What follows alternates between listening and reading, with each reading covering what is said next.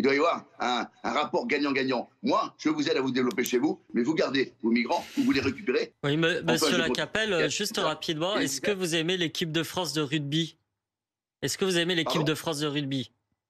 J'adore l'équipe de France de rugby. Très bien. Eh bien, dans l'équipe de France de rugby, depuis des années, il y a des joueurs qui sont des immigrés, qui ont obtenu justement la nationalité française. Et voyez-vous, le logement où vous êtes, il y a une chance sur deux qu'il ait été construit par des immigrés. Quand vous allez voir un match de rugby, l'autoroute que vous empruntez, c'est 90% d'immigrés qui les ont construits. Le vin que vous allez boire à la troisième mi-temps, il y a de fortes chances aussi qu'il ait été vendangé par des immigrés.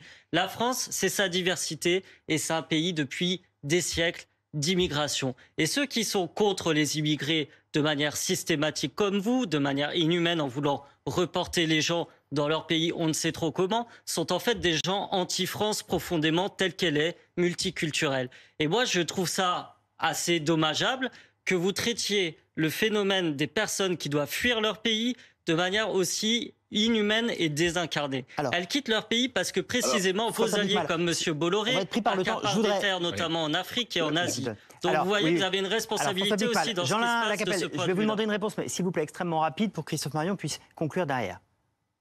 Quand on a 10 millions de Français qui vivent avec moins de 2 000 euros par mois, c'est-à-dire qui vivent en dessous du seuil, eh bien, on doit d'abord privilégier et prioriser l'aide bien évidemment nationale. Mais ça, vous avez voté contre l'augmentation des salaires à l'Assemblée nationale.